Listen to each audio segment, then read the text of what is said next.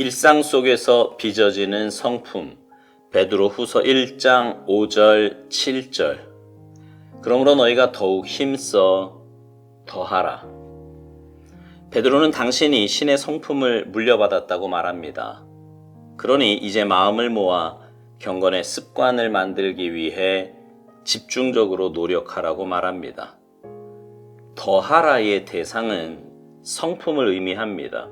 그 누구도 자연적으로나 초자연적으로나 성품이 완성된 가운데 태어나지 않습니다. 스스로 성품을 만들어야 합니다. 또한 습관을 가지고 태어나는 것도 아닙니다.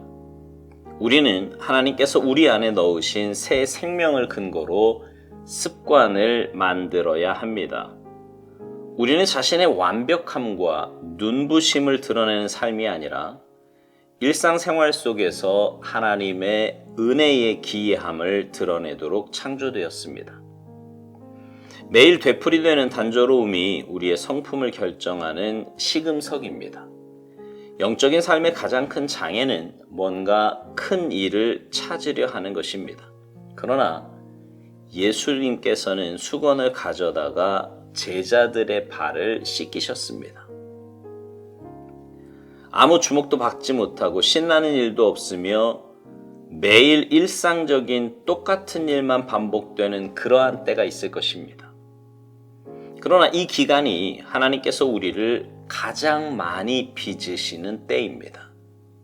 하나님께 항상 당신에게 신나는 순간들을 주실 것으로 기대하지 마십시오.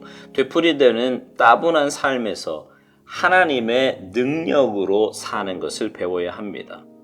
성품이 자라나도록 공급하는 일은 쉽지 않습니다. 말로는 하나님께서 안락한 꽃침대 위에서 우리를 하늘로 데리고 가실 것을 기대하지 않는다고 하지만 우리의 행동은 그러한 하나님을 바라며 살고 있습니다. 아주 작은 일에서 주님을 순종해 보십시오. 그 순종 뒤에는 하나님의 은혜에 전능하신 능력이 있음을 알게 될 것입니다. 의무 때문에 억지로 순종하지 마십시오. 하나님께서 나의 모든 상황을 연출하신다는 것을 믿고 나의 할 바를 행하십시오. 그러면 순종하는 즉시 속죄를 통한 하나님의 온전하신 그 엄청난 은혜가 나의 것이 됩니다.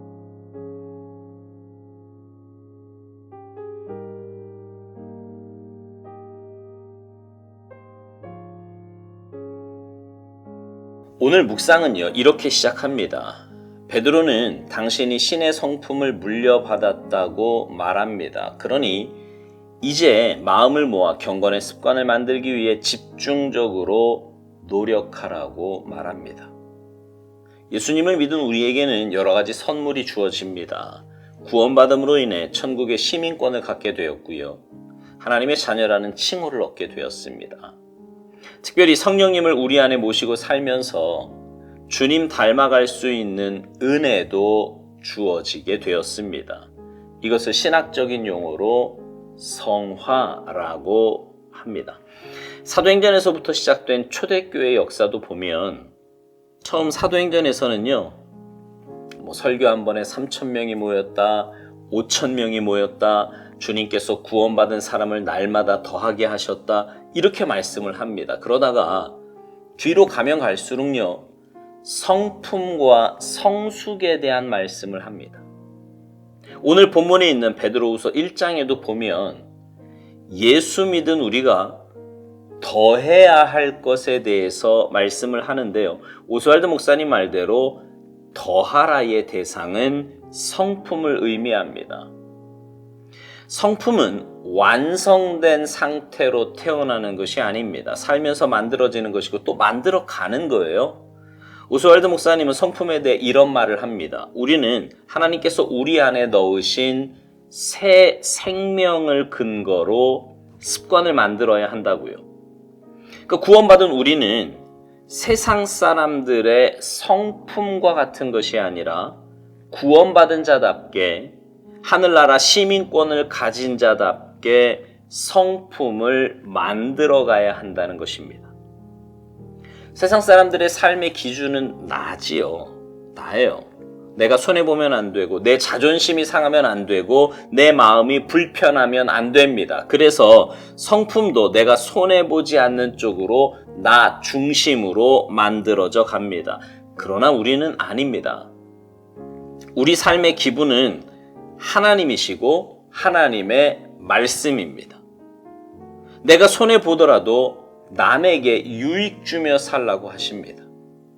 부당하게 고난을 당해도 하나님을 생각하며 참으라고 하십니다.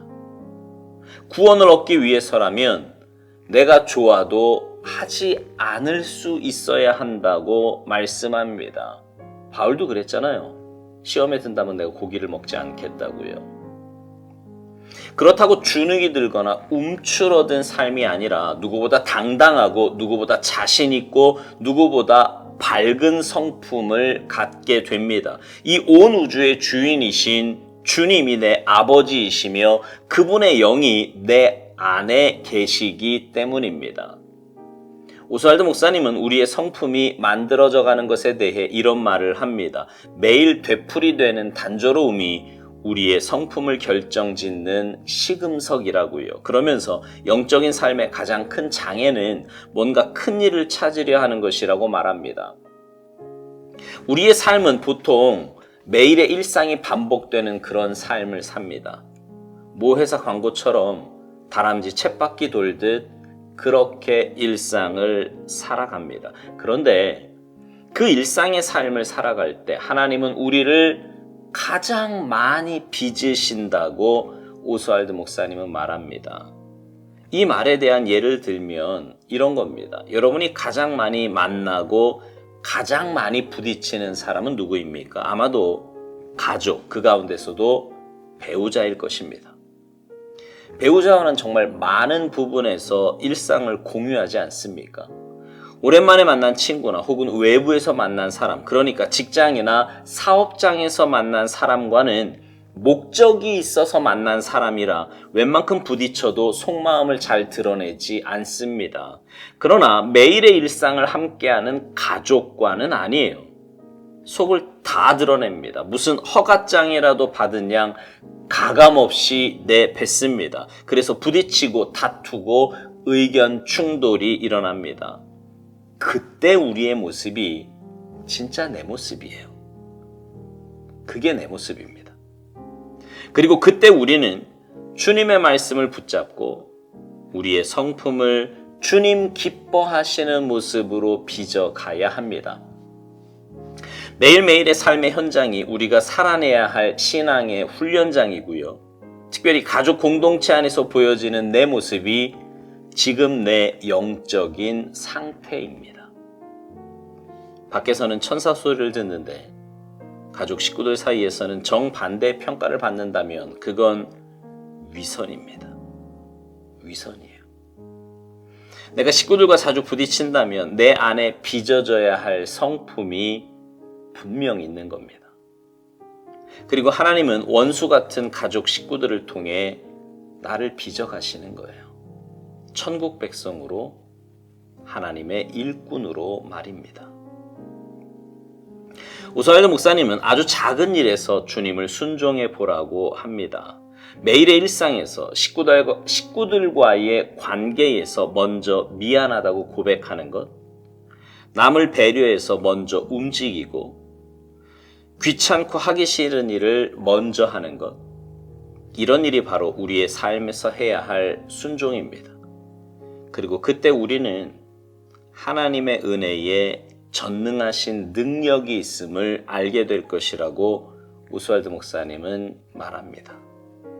그러면서 오스왈드 목사님은 이런 중요한 말을 합니다. 하나님께서 나의 모든 상황을 연출하신다는 것을 믿고 나의 할 바를 행하라고 말입니다.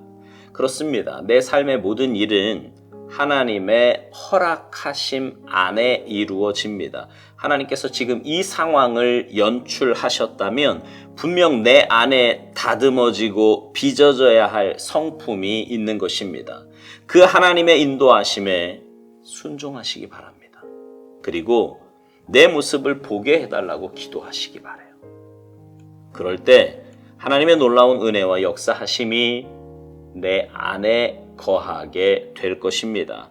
그리고 그런 경험이 쌓일 때 나는 주님 닮은 주님의 자녀로 변화되어 갈 것입니다. 바라기는 여러분 모두가 주님 닮은 참된 주님 나라 백성이 되기를 간절히 소망합니다.